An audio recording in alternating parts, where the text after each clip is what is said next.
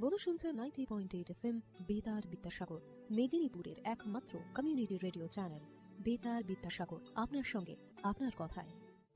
কৃষি সংক্রান্ত নানান কথা, প্রশ্ন আপনার, উত্তর দেব আমরা। কৃষিক্ষেত্রের নানান খুঁটিনাটি তথ্য নিয়ে শুরু হচ্ছে আমাদের অনুষ্ঠান ম্যাট্রিক্স কৃষি পাঠশালা। কৃষি প্রধান দেশ ভারতবর্ষ, তাই কৃষি ক্ষেত্রে উন্নতির কথা মাথায় রেখে কৃষক বন্ধুর পাশে দেশের প্রধানমন্ত্রী সূচনা হলো কৃষকদের জন্য বিশেষ যোজনা PM প্রণাম। জৈবিক সারের ব্যবহার থেকে কৃষকদের বিশেষ প্যাকেজ প্রদান, সবই এই যোজনার অন্তর্গত। PM প্রণাম প্রধানমন্ত্রী কর্তৃক কৃষক বন্ধুর জন্য বিশেষ যোজনা। PM প্রণাম, এই প্রকল্পের সম্পর্কেই বিস্তারিত জেনে নেব এবার। অর্থনৈতিক বিষয় সংক্রান্ত মন্ত্রিসভা কমিটি অর্থাৎ CCEA 28 জুন 2023 তারিখে অনুষ্ঠিত একটি বৈঠকে PM প্রণাম প্রকল্পটি অনুমোদন করেছে। PM প্রণাম শব্দটি আমাদের মাতৃভূমির পুনরুদ্ধার, সচেতনতা সৃষ্টি, লালন পালন ও উন্নতির জন্য একটি PM প্রোগ্রামকে বোঝায়। আমাদের নিজের মায়ের মতো মাতৃভূমি অর্থাৎ মাদার আর্থের যত্ন নেওয়া এবং তাকে সুস্থ রাখার প্রতি এটি একটি অনন্য পদক্ষেপ। এভাবেই মাতৃভূমি এর বিনিময়ে আমাদের অনেক কিছুই ফিরিয়ে দেবেন। গ্রাম পর্যায় থেকে শুরু করে আমাদের সম্মিলিত প্রচেষ্টার মাধ্যমেই এটি সম্ভব।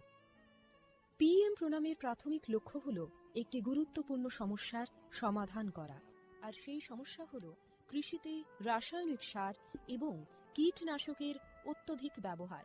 অধিক উৎপাদনের আকাঙ্ক্ষায় অতিমাত্রায় সার ও কীটনাশকের ব্যবহার হচ্ছে, যার ফলে এই মাটির ক্ষতি হচ্ছে এবং উৎপাদন ক্ষমতা কমে যাচ্ছে। মাটির পুষ্টি নিরাপত্তার জন্য কৃষিতে জৈব এবং প্রাকৃতিক সার একীভূত করে মাটির পরীক্ষাভিত্তিক সারের সুষম ব্যবহার পদ্ধতি করা প্রয়োজন। এছাড়াও জৈব এবং প্রাকৃতিক কৃষি পদ্ধতি, সম্পদ সংরক্ষণের কৌশল যেমন সমন্বিত চাষ পদ্ধতি, ক্ষুদ্র সেচ, মালচিং, নো-টিলাজ, ফসলের ঘূর্ণনের মতো পদ্ধতিও কৃষিক্ষেত্রে গ্রহণ করা উচিত। এই পদ্ধতি মাটির উর্বরতা বাড়াবে, পরিবেশ দূষণ হ্রাস করবে এবং দীর্ঘমেয়াদী কৃষি উৎপাদনশীলতা বাড়াবে। কৃষিক্ষেত্রে সুষম সারের ব্যবহার মাটি সহ আমাদের পরিবেশের স্বাস্থ্য নিশ্চিত করতে গুরুত্বপূর্ণ ভূমিকা পালন করে। ভারসাম্য বজায় রেখে সার ব্যবহারের অর্থ হল উদ্ভিদের জন্য প্রয়োজনীয় পুষ্টির উপাদান সঠিক পরিমাণে এবং অনুপাতে, সঠিক সময়ে এবং সঠিক পদ্ধতিতে ব্যবহার করা।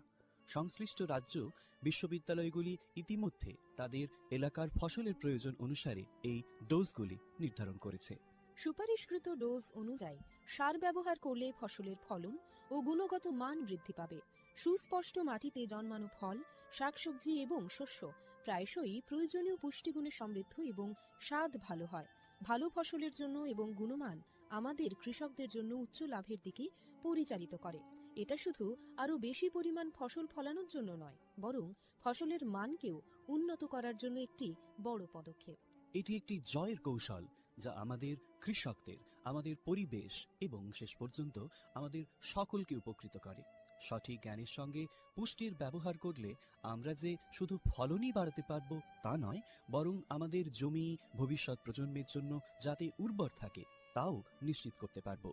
সুতরাং আসুন একটি উজ্জ্বল এবং আরও টেকসই কৃষি ভবিষ্যতের জন্য সুষম সার ব্যবহারের প্রচার এবং অনুশীলন চালিয়ে যাই। বিকশিত ভারত সংকল্প যাত্রা, বিকশিত ভারত সংকল্প যাত্রা। আসুন এই প্রকল্পের বিষয়ে এবার জেনে নেওয়া যাক। এই প্রকল্পের মূল উপাদানগুলির মধ্যে একটি হল PM প্রণাম প্রকল্প এবং কৃষিতে ড্রোনের ব্যবহারকে উন্নীত করার প্রচেষ্টা করা। সারের সুষম ব্যবহার এবং ন্যানো সারের ব্যবহার নিশ্চিত করার লক্ষ্যে department of fertilisers, sir company, প্রধানমন্ত্রী কৃষি সমৃদ্ধি কেন্দ্র, ফিল্ড অফিসার এবং নোডাল অফিসার সহ বিভিন্ন স্টেক হোল্ডারদের একত্রিত করেছে। VBSY এর একটি আকর্ষণীয় বিষয় এই যে এর মাধ্যমে বিভিন্ন ফসল এবং গাছপালাগুলিতে ন্যানো সার এবং জলে দ্রবণশীল সার স্প্রে করার পদ্ধতি প্রদর্শনের জন্য ড্রোনের ব্যাপক পরিমাণ ব্যবহার করা। এই উদ্যোগের ফলে 29টি রাজ্য বা কেন্দ্রশাসিত অঞ্চল জুড়ে বিভিন্ন জেলায় হাজার হাজার ড্রোন প্রদর্শিত হয়েছে। এই ব্যবহারিক পন্থা কার্যকরভাবে আধুনিক কৃষি প্রযুক্তি গ্রহণের সুবিধার কথা বলেছে। নাগরিকদের মধ্যে টেকসই কৃষির অনুশীলন সম্পর্কে আরও তথ্য প্রচার করাই এই প্রকল্পের উদ্দেশ্য। উল্লেখ্য, এই প্রোগ্রামটি একটি অপ্রতিরোধ্য সাড়া পেয়েছে এবং লক্ষ লক্ষ দর্শক ড্রোন প্রদর্শনীর সাক্ষী দেখেছে। কৃষকরা বিশেষ করে প্রচলিত ইউরিয়ার তুলনায় ন্যানো ইউরিয়ার উপকারিতা বুঝে ন্যানো সার প্রয়োগে গভীর আগ্রহ দেখিয়েছেন। এই ইভেন্টগুলির সময় আলোচনার আর কথোপকথনের মাধ্যমে করা অনুশীলনগুলি যথেষ্ট কার্যকরী হয়েছে, যা কৃষকদের মধ্যে ক্রমবর্ধমান সচেতনতা এবং আগ্রহ প্রদর্শন করেছে। বহু উৎসাহী কৃষক এই প্রকল্পের প্রতি ড্রোন ব্যবহারে আগ্রহ প্রকাশ করেছেন। এই আধুনিক প্রযুক্তির অর্থনৈতিক সম্ভাব্যতা কৃষকদের আলোর দিশা দেখিয়েছে এবং কৃষিতে আরও টেকসই এবং সাশ্রয়ী পদ্ধতির পথ প্রশস্ত করেছে। মাননীয় প্রধানমন্ত্রী শ্রী নরেন্দ্র মোদী প্রধানমন্ত্রী মহিলা কিষাণ ড্রোন কেন্দ্র চালু করেছেন। এটি মহিলাদের স্বসহায়ক গোষ্ঠীগুলিকে ড্রোন সরবরাহ করবে, যাতে তারা জীবিকা নির্বাহের জন্য এই প্রযুক্তি ব্যবহার করতে পারেন। প্রধানমন্ত্রী কৃষি সমৃদ্ধি কেন্দ্রগুলি VBSY প্রোগ্রামগুলিকে সমর্থন করার জন্য সক্রিয় ভূমিকা পালন করেছে, যার ফলে এই উদ্যোগের সহযোগিতামূলক প্রকৃতির উপর জোরও দেওয়া হয়েছে। বিকশিত ভারত সংকল্প যাত্রা শুধু একটি যাত্রা নয়, এটি ভারতীয় কৃষির জন্য একটি টেকসই এবং প্রযুক্তিগতভাবে উন্নত ভবিষ্যতের দিকে একটি রূপান্তরমূলক পদক্ষেপ। যাত্রার অগ্রগতির সঙ্গে সঙ্গে এটি দেশের কৃষির ল্যান্ডস্কেপকে নতুন রূপ দেওয়ার, উদ্ভাবনকে উৎসাহিত করার এবং সবার জন্য একটি সবুজ আরও সমৃদ্ধ ভবিষ্যৎ নিশ্চিত করার প্রতিশ্রুতি দেয়। ড্রোন প্রযুক্তি, ন্যানো সার এবং টেকসই চাষ পদ্ধতির প্রচারের মাধ্যমে এটি শুধুমাত্র সচেতনতাই তৈরি করছে না, বরং কৃষকদের আরও সমৃদ্ধ এবং পরিবেশ বান্ধব ভবিষ্যতের জন্য উদ্ভাবন গ্রহণ করতে অনুপ্রাণিত করছে। আমরা যেমন এই কৃষি বিপ্লবকে উৎসাহিত হতে দেখি, এটা স্পষ্ট যে বিকশিত ভারত সংকল্প যাত্রা একটি উন্নত এবং টেকসই ভারতের জন্য বীজ বপন করছে এবং এগিয়ে নিয়ে যাচ্ছে। এরই অঙ্গ হিসেবে আমাদের এবারের অনুষ্ঠান বেতারের মাধ্যমে কৃষি বন্ধুর জন্য সচেতনতামূলক অনুষ্ঠান ম্যাটিক্স কৃষি পাঠশালা। শুনতে থাকুন বেতার বিদ্যাসাগর FM 90.8। স্বাস্থ্যকর মাটি, স্বাস্থ্য ভারত। প্রিয় কৃষক ভাই ও বোনেরা, ম্যাট্রিক্স ফার্টিলাইজার অ্যান্ড কেমিক্যালস লিমিটেডের পক্ষ থেকে আমরা আপনাদের সকলকে উষ্ণ অভ্যর্থনা এবং শুভেচ্ছা জানাই। বন্ধুরা, matrix fertiliser and chemicals limited Paschimbanga রাজ্যের পূর্ব বর্ধমান জেলার পানাগড়ে অবস্থিত একটি ইউরিয়া উৎপাদনকারী সংস্থা। ম্যাট্রিক্স প্ল্যান্টটি পশ্চিমবঙ্গের প্রথম এবং একমাত্র ইউরিয়া কারখানা। আপনারা সবাই জেনে খুশি হবেন যে মাটি পরীক্ষার জন্য কোম্পানি কর্তৃক একটি ভ্রাম্যমাণ মৃত্তিকা পরীক্ষাগার স্থাপন করা হয়েছে, যা সমগ্র বাংলায় তার পরিষেবা প্রদান করে। এর পাশাপাশি কৃষকদের চাহিদা অনুযায়ী সংস্থার দ্বারা অন্যান্য নতুন পণ্য উপলব্ধ করা হয়, যার মাধ্যমে আপনারা সকলেই আপনাদের চাষে আরও বেশি ফলন এবং মুনাফা পেতে পারেন।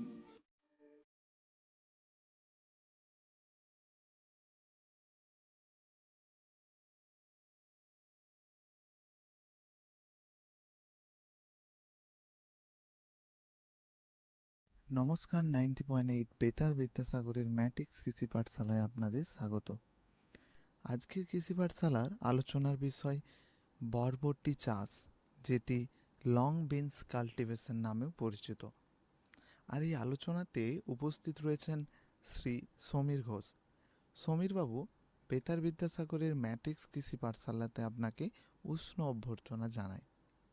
এই মিস্টার সমীর ঘোষ কৃষি বিশেষজ্ঞ হওয়ার পাশাপাশি আরও একটি পারস্পরিক পরিচয় রয়েছে ওনার, সেটি হচ্ছেন তিনি আত্মা প্রকল্পের সদস্য ছিলেন। এই প্রকল্পের দ্বারা ভিন্ন কৃষিকাজ সম্পর্কে চাষি ভাইদের বিশেষভাবে ট্রেনিং করা হয়। আজকের আমাদের এই অনুষ্ঠানে আপনাকে আমাদের মধ্যে পেয়ে আমরা অনেকটাই আপ্লুত। আমরা সরাসরি চলে যাব একদম প্রথম প্রশ্নে। এই লং বিন কাল্টিভেশন বা বরবটি চাষ করবার জন্য মাটি তৈরি কিভাবে করব, এই মাটি তৈরির পদ্ধতি নিয়ে যদি বলেন। নমস্কার, বেতার বিদ্যাসাগরকে ধন্যবাদ জানাই এই টপিক আলোচনা করার জন্য। হ্যাঁ, তাহলে বলুন যে এই বরবটি চাষ করবার জন্য এই মাটিটা কিভাবে তৈরি করব। বরবটি চাষ করার জন্য মাটি প্রথমে আপনাকে উর্বর করে নিতে হবে। উর্বর আচ্ছা। করার পদ্ধতি হচ্ছে আপনার ট্রাক্টর, লাঙল বা রোটার, বিভিন্ন যন্ত্র যে আমাদের উন্নত এসছে তাদের দ্বারা। এবার আপনার মাটি মানে 2 থেকে 3 বার আবাদ করে নিতে হবে। যতটা আবাদ বেশি থাকবে গাছ গ্রোথ তত তাড়াতাড়ি ভালো নেবে আচ্ছা। আর কি। আচ্ছা, এই আমরা ট্রাক্টর বা কোনো কিছুর মাধ্যমে কর্ষণ করে নেওয়ার পর তাতে কি কোনো রকম কোনো রাসায়নিক সার বা কিছু দেব? অবশ্যই আপনাকে প্রথমে বেশি পরিমাণে গোবর সার দিতে হবে। আচ্ছা, শুধু গোবর সার না অন্য গোবর কিছু? সার তারপরে মূল সার। আচ্ছা। গোবর সার দেওয়ার কারণ হচ্ছে গাছটা একটু দীর্ঘমেয়াদী ফল দেবে। আর মূল সার দিয়ে বেশি চাষ করলে অল্প দিন ফল দিয়ে গাছটি আপনার মারা যাবে। আচ্ছা, তাহলে শুধু গোবর সার দিয়ে বা ওর সাথে মূল সার দিতে ওর হবে। সাথে মূল সার দিলে তাহলে গাছটি বেশি দিন টিকে থাকবে। আচ্ছা, এরপরে আমরা এই বরবটি লাগানোর জন্য মাটিটা তৈরি করে নিলাম। তারপর মাটিতে কি বরবটি কি কোনো ভিজে বা জলসেচ করে লাগাবো, না ওই কর্ষণের পর উর্বর করে ডাইরেক্ট ওটাতে লাগাবো? মাটিকে আপনার উর্বর করার পরে মাটি যদি ভিজা ভাব থাকে হুম। তাহলে আপনার দানা সেরকম পদ্ধতি লাগানোর একটা উপায় আছে। আর একটা যদি আপনার মাটি যদি শুষ্ক হয়, ড্রাই থাকে, হুম। তাহলে ওতে রোল করে হুম। জল দিয়ে দানাকে ভিজিয়ে লাগাতে হবে। এবারে মাটির উপরে নির্ভর আপনাকে বীজটা কীভাবে লাগাতে হবে। আচ্ছা, তো মাটির যেরকম গুণগত মান থাকবে সেইভাবে আমরা বীজটা লাগাবো। অবশ্যই এই বীজ আমরা কোথায় সংগ্রহ করব? বীজ আমরা বিভিন্ন যে আমাদের দোকান আছে, বীজ ভাণ্ডার, বীজ দোকান, হুম। বা আমাদের মেদিনীপুরে ধরুন শ্যামল লেদ্দার দোকান যে সবচেয়ে বড়। হুম। তাছাড়াও প্রত্যেকটা আমাদের পাড়াতে বা গ্রামে বীজ দোকান আছে, ওদের কাছ থেকেই পাবে। এবার বিভিন্ন এর কোয়ালিটি আছে বীজের, আপনি কোন বীজ লাগাতে চান, আবার সেই দোকানের কাছে সেই বীজ আছে কিনা। তার কাছে না থাকলে আপনাকে সেই বীজ যদি আপনার আকর্ষণ থাকে, সেই বীজের যদি ফলন বাজার ডিমান্ড থাকে, তাহলে আপনাকে অন্য দোকান থেকেও সংগ্রহ করতে হবে। অন্যান্য কৃষিকাজের ক্ষেত্রে আমরা দেখে থাকি সমীরবাবু যে কোনো ফসলের বীজ সেইটা থেকেই আবার পুনরায় পরের বারে লাগানো হয়। তো সেক্ষেত্রে এই বরবটিতে কি এরকম কোনো হয়ে থাকে যে একবার ফসলের পর সেই বীজটা আমরা সংগ্রহ করে রেখে আবার লাগাতে পারি? হ্যাঁ, সংগ্রহ করে রাখলে লাগানো যায়, কিন্তু ওতে ফলন বেশি পাওয়া যায় না। আচ্ছা।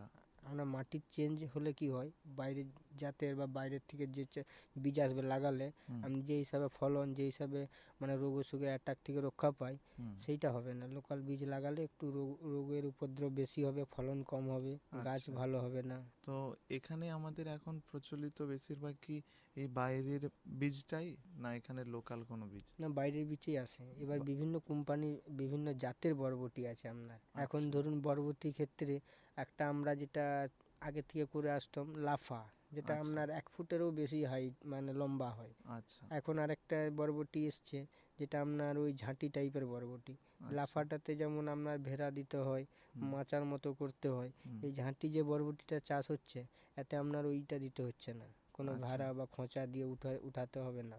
এতে আচ্ছা। আপনার টমেটো গাছ যেরকম হয় হুম। ওই হাইট হবে 1.5 থেকে 2 ফুট। অতের মধ্যে শাখা পোশাখার মধ্যেই আপনার বরবটি ধরবে। এতে কোনো নতুন করে ভাড়া বা আপনার বাঁশ ফাঁস দিয়ে গাছ উঠানোর প্রয়োজন নেই।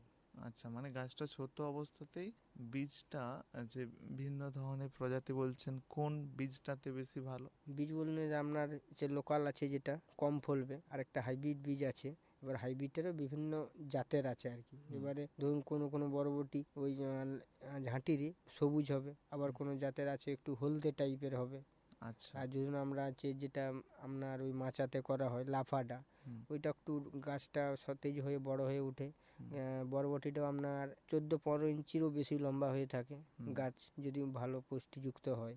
আর ফলনও অনেক বেশি হয়। এখানে কোনটা বেশি প্রচলিত বা চাষ হয়ে থাকে বেশিরভাগ?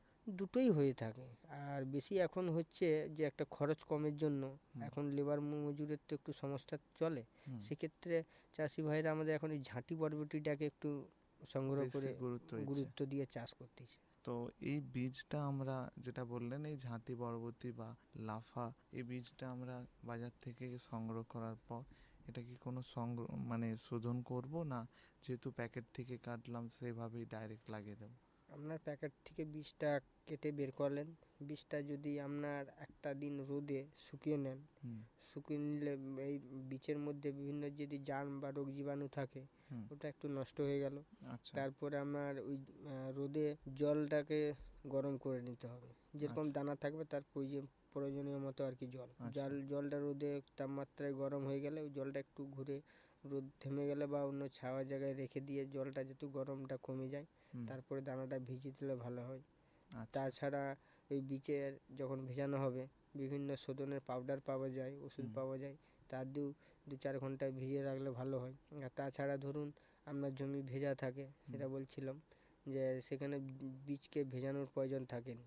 জমি আচ্ছা যদি খুব উর্বর ভিজা হয়ে থাকে হুম তাহলে সেক্ষেত্রে আপনার শুধু শুকনো দানা ফেলে দিলেই গাছ হয়ে যাবে। তার সাথে একটু কীটনাশক বিভিন্ন থাইমেট টাইপের একটু ওষুধ ছড়িয়ে দিলে গাছটার ভিতরে বীজ শিকড় বা যখন চারা গাছটা হয়ে উঠবে হুম পোকামাকড় মানে আক্রমণ থেকে রক্ষা পায়। আচ্ছা, তো বীজটা আমরা ওই কোনো রকম পাউডারে বা উষ্ণ জলে সূর্যের তাপমাত্রায় ওখানে ওটাতে কি ওই বীজে কোনো অঙ্কুরোদ্গম হয়ে থাকে?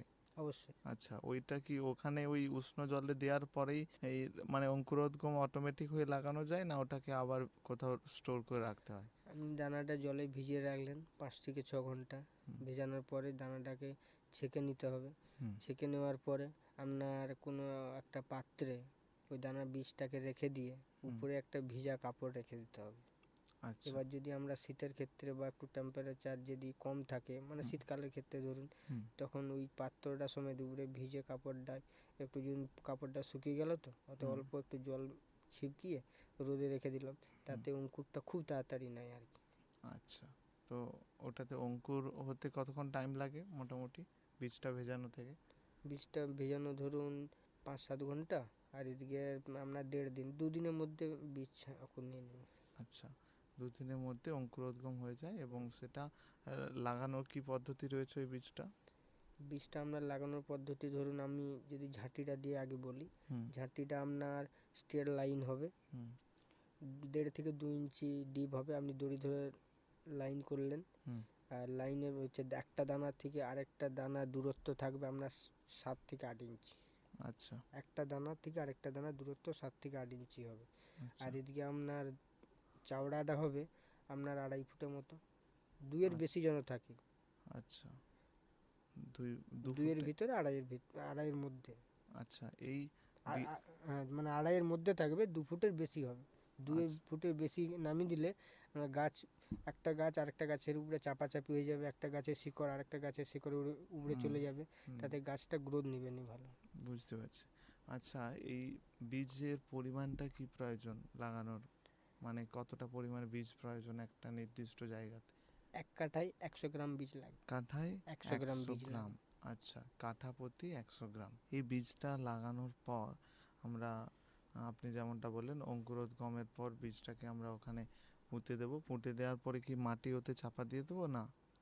আপনি দড়ি ধরে লাইন করলেন, হুম দড়ি ধরে লাইন করার পরে আপনার আলু কোদাল আছে, হুম ছোট বা বিভিন্ন ভাবের কোদাল পাওয়া যায়, হুম মাটিটাকে 2 থেকে 3 ইঞ্চি গভীরতা করলেন। হুম গভীরতা করে দানা একটা একটা ফেললেন, একটা দানা থেকে একটা দানা দূরত্ব হবে আপনার 7 থেকে 8 ইঞ্চি। হুম আর এদিকের গ্যাপ থাকবে আপনার আরেকটা লাইন যে হবে সেটা আপনার 2 ফুটের বেশি, যেন 2.5 ফুটের ভিতরে থাকে। এইভাবে দানা ফেলানোর পরে ওই মাটি দুপাশ থেকে ধরে দানাটাকে ভালো করে ঢাকা দিতে হবে, মাটিটা যেন ওর উপরে বেশি টাইট হয়ে যায়, মাটিটা আচ্ছা যেন হাতে করে এমনভাবে দিতে হবে লুজ থাকে, যেমন আচ্ছা আকুরটা নেওয়ার পরে গাছটা ওই মাটিটা দিয়ে যেন ভালোভাবে বেরাতে পারে।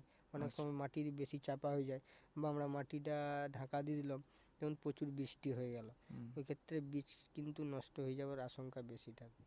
আচ্ছা, তো আমরা অনেক ক্ষেত্রে দেখে থাকি এই বরবটিগুলো অনেকটা ওই আলু চাষের মতো ভেলি করে লাগানো হয়। ওটা কি ওটাতে ভালো হয়, না এমনি লাইন করে লাগিয়েই মাচার মতো করে দেয়?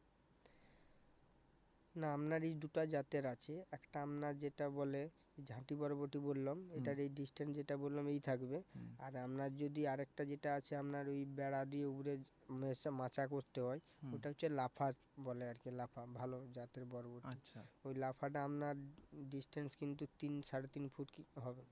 আচ্ছা আর এদিকে দানার যে লাইনটা থাকবে, লাইন করে বললাম, ওটা ওই 7 থেকে 8 ইঞ্চি ডিফারেন্স দানা থাকবে। আর এদিকের লাইনটা আপনার 3.5 ফুটের বেশি, 3.5 ফুটের মতো হবে। কেন এর আচ্ছা। গাছটা একটু বেশি দৌড়াবে, মাচায় উঠবে, এর জন্য একটু বেশি জায়গা দিতে হবে। আচ্ছা, কোনটার ফলন বেশি হয়ে থাকে? বেশি আপনার এই লাফাটাই হয়ে থাকে বেশি। লাফানোর ফলনটা বেশি হয়ে মাচায় থাকে। আচ্ছা, এই বীজটা লাগানোর পর আমাদের গাছ উঠবার জন্য কতদিন প্রয়োজন সময় বীজ থেকে? বীজ থেকে আপনার 26-27 দিনের মধ্যে আপনার ও গাছে ফুল চলে আসবে। আচ্ছা, ফুল আসার আগে পর্যন্ত আমরা ধরুন ওখানে কি কোনো কিছু দেব, রাসায়নিক সার বা কিছু ওর খাদ্য যোগানের জন্য? ওখানে ওই ফুল আসার আগে পর্যন্ত না, ওখানে আপনাকে আমি বলছি প্রথম থেকেই, বীজটা লাগানোর পরে আপনি যে মাটি ঢাকা দিলেন, তার থেকে দেখবেন 2 দিনের মধ্যে ওই মাটি মানে মানে খুঁড়ে মাটি থেকে বেরিয়ে বেরিয়ে আসবে অঙ্কুরোদ্গম, খুব নরম। হুম, আপনার দুটো পাতা থাকবে, দানাটাও ওর মাথাতেই বেরায়, যে আচ্ছা, দানার খোসাটা বেরানোর পরে খুব নরম থাকে। হুম, ওই সময় পোকামাকড় একটু উপদ্রব হওয়ার বেশি ভয় থাকে, খুব নরম থাকে তো। হুম, ওই সময় আমাদের চাষি ভাইদের একটু লক্ষ্য নজর রাখতে হবে, যাতে না অন্য কোনো পোকামাকড় আক্রমণ না হয়। আর যদি লেগে থাকে হুম, তৎকালীন আপনার মানে ওই ওষুধ স্প্রে করতে হবে, কীটনাশক। তা না আচ্ছা, হলে গাছগুলো ছোটো অবস্থায় কেটে দিলে ওই গাছটা পুরো নষ্ট হয়ে যাবে, ওটা থেকে আর ঘুরে নতুন করে পচাবেও না, আর নতুন করে ওই জায়গায় তুমি আর অন্য গাছ লাগাতে পারবে না, কারণ এই গাছগুলো বড় হয়ে যাবে। হুম, ওই গ্যাপে ও তখন ও দানা লাগালেও হবে না, আচ্ছা, মানে তখন হাইটটা বুঝবে না। বুঝবেন। আচ্ছা, এই যে বরবটিগুলো বলছেন, আমরা দেখে থাকি যে কোনো গাছে ফুল আসলেই সেই ফুলে কি হয় না, মধু সংগ্রহের জন্য বিভিন্ন রকম পোকা মাকড় এসে সেখানে আক্রমণ করে থাকে। তো এক্ষেত্রে কি ওর ওই মাচাতে যেগুলো লাফা বলছেন, ওটা তো হাইট করে মাচাতে লাগানো হয়, ওই ফুলে কি আক্রমণ দেখা যায়, বা এই আক্রমণ দেখা গেলে কি করব? না, এটা দুটো বিষয় আছে। ধরুন এই পোকামাকড়ের উপদ্রব আক্রমণ এটাকে কমাতে হবে। আর আরেকটা ভালো যেটা পজিটিভ দিক চাষিদের ক্ষেত্রে, ফলনও বাড়ে। আপনার প্রজাপতি আর মৌমাছি এসে থাকে, এটা একটা ফুল থেকে অন্য ফুলে এরা পরাগ ঘটায়, এতে আচ্ছা, ফলন চাষির ক্ষেত্রে ভালো। মানে পরাগ মিলনটা ওরা এক ওরা ফুল ঘটে থেকে দেয়। আরেক ফুলে যখন হ্যাঁ, যায় ভালো হয়, সেক্ষেত্রে কোনো রকম কীটনাশক না প্রয়োগ করাই ভালো। না না প্রয়োগ করেই ভালো, ওরা বেশি থাকলে আপনার অন্য পোকামাকড় আক্রমণ কম থাকে। আচ্ছা, আর এই যে ঝাঁটি বরবটি যেটা বলছেন, ওটাতে যেমন হাইটে থাকলে ওরকম হয়, ঝাঁটিতে তো মাটি থেকে খুবই কাছের দূরত্বেই থাকে, তো ওক্ষেত্রে কোনো পিঁপড়ে বা কোনো কিছুর আক্রমণ আমরা লক্ষ্য করেই থাকি। ঝাঁটি বরবটিতে পিঁমড়ে আর এমনি সাদামাছি, আর হুম, একটা আর উপদ্রব বেশি ওই জুয়ো পোকা, আচ্ছা, এই তিনটা জিনিস ওকে খুব অ্যাটাক করে। কারণ আচ্ছা, আর হাইটটা কম, হুম, মাটি থেকে শুরু হয় খুব জোর আপনার 2 ফুট থেকে 2.5 ফুট, হুম, আর বেশি গাছ লম্বা হয়নি। হুম, এক্ষেত্রে পিঁমড়া খুব সহজেই ফুল ফল এবং গাছটার উপরে ঘুরে বেড়ায়। আর হুম, এদের হচ্ছে কাজ হচ্ছে ফুল বা খুব শনি এসছে তার থেকে রসটাকে চুষে খেয়ে নেওয়া। ধরুন এই খেয়ে নিলে ফলটা বা ফুলটা নষ্ট হয়ে গেল, হুম, ওইখানে আপনার ফলন কমে যাবে। আচ্ছা, এক্ষেত্রে আমাদেরকে কি করা উচিত? এক্ষেত্রে আপনার ওই জুয়ো আর পিঁমড়ে আর যে সাদামাছির একটা আলাদা ওষুধ হয়, হুম, আর জুয়ো আর পিঁমড়ের একটাই ওষুধ পাওয়া যায়, মানে স্প্রে করলে কাজ হয়ে যাবে। আচ্ছা, ওই যে ঝাঁটি বরবটি যেগুলো, সেক্ষেত্রে পোকা বা মাকড়ের আক্রমণ কি গাছে দেখা যায় না ওই ফলের বরবটির মধ্যে? সম্ভবত ফার্স্ট টাইম ওরা ফুলে অ্যাটাক করে, হুম, ফুল থেকে ওরা ফলেও আসে। হুম, যখন দেখবে গাছ দুর্বল হচ্ছে, চাষি যদি কোনো অ্যাকশন না নেয়, তখন ওরা পাতা থেকে ডাঁটাতেও চলে যায়। আচ্ছা, পাতা থেকে তখন ডাঁটা বা ডাঁটাতে, মূল গাছে আর কি। মূল গাছেও চলে যায়। এই বরবটিটা মানে বাজারজাত করার জন্য মিনিমাম কতদিন সময় প্রয়োজন বড় হতে? আপনার ওই 27 থেকে 28 দিনের মধ্যে ফুল আসবে, হুম, ফুল থেকে আর মোটামুটি আর 1 সপ্তাহ টাইম লাগে হুম, বরবটিটা বাজারজাত হতে। এতে আমরা যেটা ঝাঁটি বরবটির ক্ষেত্রে দেখি, এতে আমাদের তুলতে একটু সুবিধা হয়, মানে হুম, খুঁজতে হয় না, হুম, গাছের উপরেই থাকে। এতে আমরা সংগ্রহ করার পরে এটাকে তাঁড়ি করে নেওয়া হয়, মানে আচ্ছা, আঁটি বলে আর কি। হুম, এবারে এদের কিছু কিছু ক্ষেত্রে এবার তাঁড়ি করার পদ্ধতি হচ্ছে, এখনকার যেমন আগে আমরা করতাম খড় দিয়ে বাঁধা হতো দুপাশে, হুম, এখন কিন্তু একটু উন্নত প্রথা এসছে। এটা হচ্ছে আমাদের বাজার থেকে মানে গার্ডার পাওয়া যায় প্লাস্টিকের, দু আচ্ছা, মাথায় দুটো দিয়ে দিলে আমাদের চাষিদেরও মানে পরিশ্রমও কম হয়, হুম, আর জিনিসটা বেটার দেখতে লাগে, আচ্ছা, শৌখিন হয়। আচ্ছা, এই বাজারে আপনি যেমনটা বললেন, এই বরবটির ক্ষেত্রে ঝাঁটি বরবটি বা এই লাফা যে বরবটি, এই দুটি বরবটিতে আমরা অনেক কিছু ফসল দেখে থাকি যে তোলার পর কৃষি মাঠ থেকে কিছুদিন রেখে বা আস্তে আস্তে ধীরে ধীরে বিক্রয় করা যায়। তো এক্ষেত্রে কি এই বরবটি স্টোর করে বিক্রি করা যায়, না সঙ্গে সঙ্গেই তুলে বাজারজাত করে দিতে হয়? না, বরবটি স্টোর করা যায়। করা যায়। হ্যাঁ, সামনে যদি আপনার কোনো সবজি স্টোর থাকে তবে ক্ষেত্রে সম্ভব। হুম। আমাদের যদি না কোনো স্টোর ক্ষেত্রে যদি না থাকে সামনাসামনি কোনো স্টোর সবজি, সেক্ষেত্রে যা দাম থাকে চাষি রাখে সেই দামে বাজারে ক্লিয়ার করে দিতে হয়, বিক্রি করে দিতে হয়। আচ্ছা, এটা মিনিমাম কতদিন পর্যন্ত রাখা যাবে, মানে নষ্ট হবে না এরকম? স্টোরে 6 থেকে 7 মাস। 7 মাস পর্যন্ত স্টোর করে রাখা যাবে, ওতে কোনো অসুবিধা হবে না? না। আচ্ছা, এই বাজারজাত করার জন্য, আচ্ছা আরেকটা প্রশ্ন আমার জানছে, অনেক ক্ষেত্রেই আমরা ফসলের ক্ষেত্রে দেখে থাকি যে একটা নির্দিষ্ট সময় থাকে সেই ফলটা তোলবার, এবং সেই টাইমেই আমরা তুলে সেটাকে বাজারজাত করার জন্য তৈরি করে প্রস্তুত হয়ে নেই। তো এরকম কি নির্দিষ্ট কোনো সময় রয়েছে, বা আমরা বড়দের কাছ থেকে শুনে থাকি যে কোনো ফসলে যে কোনো সময় তোলা যায় না, মানে সারাদিন বা রাত্রির মধ্যে যে কোনো সময় তোলা যায় না, এরকম কি কোনো নির্দিষ্ট সময় রয়েছে? না, এটা আমরা বিভিন্ন যখন বরবটি যেটা তোলার সময় সিজন থাকে ওটা হচ্ছে দিনের বেলায় তুলতে হয়। সন্ধ্যাবেলা বা রাত্রি হয়ে গেলে খুঁজে পাওয়া দেখায় হয় না, ওকে দিনের বেলায় সংগ্রহ করতে হয়। এবার সংগ্রহ হচ্ছে চাষি ভাইদের নিজস্ব সুবিধার্থে। আপনার জন্য ধরুন আজকে সকালে তুললেন, নেক্সট টাইম যখন তুলবেন যে টাইমটা বুঝবে পরের দিন দিন একদিন গ্যাপ যাবে, পরের দিন আবার আপনাকে সকালেই তুলতে হবে। আপনি যদি আবার বিকালে তুলেন তখন দেখবে ডিফারেন্সটা কিছু বরবটি বড় হয়ে যাবে, আচ্ছা। তখন পেকে যাবে, হলদে হয়ে যাবে। ওই আচ্ছা। বরবটিটা তখন বাজারজাত যেতে ত্রুটি হবে, মানে লোক খদ্দের বা পাইকার আমরা কিনতে চাইবেন। আচ্ছা, এই বাজারে কোনটার বেশি ডিমান্ড রয়েছে, এই লাফানো বরবটি না ঝাঁটি বরবটি? লাফা বরবটি। লাফা বরবটি, তার কারণ কি? এটা লম্বা, দেখতে সুন্দর হয়, সবুজ একটু বেশি হয়, আচ্ছা। এর জন্য খদ্দেরদের একটু আকর্ষণ বেশি থাকে। আচ্ছা, আর মূল্য কোনটার বেশি, মানে মূল্যই লাফাটারই বেশি থাকে। লাফাটারই বেশি থাকে?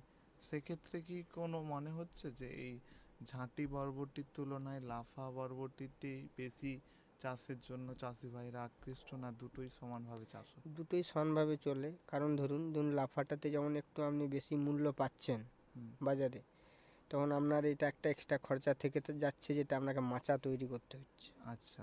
আর আপনার ঝাঁটি বরবটির ক্ষেত্রে আপনার চাষি ভাইদের একটা খরচ কমে যায় অনেকটাই, যেটা আপনাকে মাচা তৈরি করতে হচ্ছে না। হুম। কম সহজেই কম দিনেই আপনার হচ্ছে ফসলটা উৎপন্ন করে আপনার তুলে নিতে হচ্ছে, এক্সট্রা মানে মজুর দিয়ে ভাড়া তৈরি করা বা বাঁশ ফাঁস বিভিন্ন যে ঝামেলা ওইটা থাকছে না।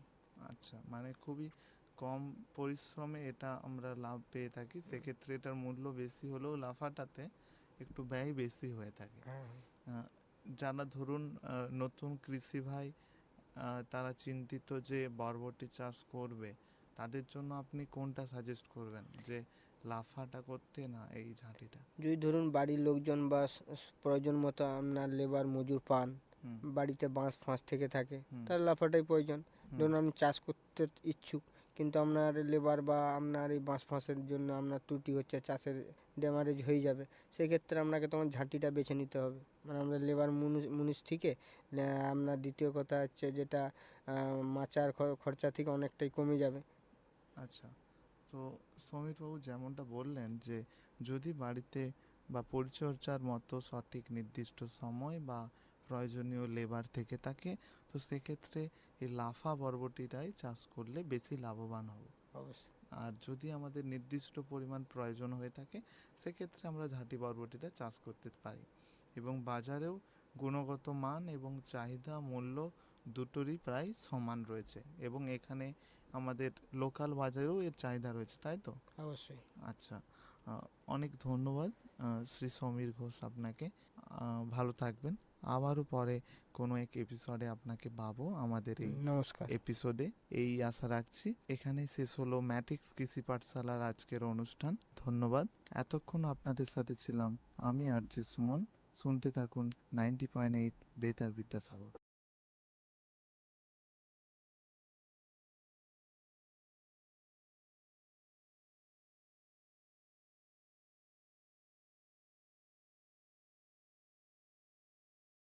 এতক্ষণ শুনছিলেন কৃষি সংক্রান্ত বিশেষ অনুষ্ঠান ম্যাটিক্স ফার্টিলাইজার্স ও কেমিক্যালস লিমিটেডের প্রস্তুতি, কৃষক ভাই ও বন্ধুর জন্য কৃষিক্ষেত্রে বিশেষ বার্তা।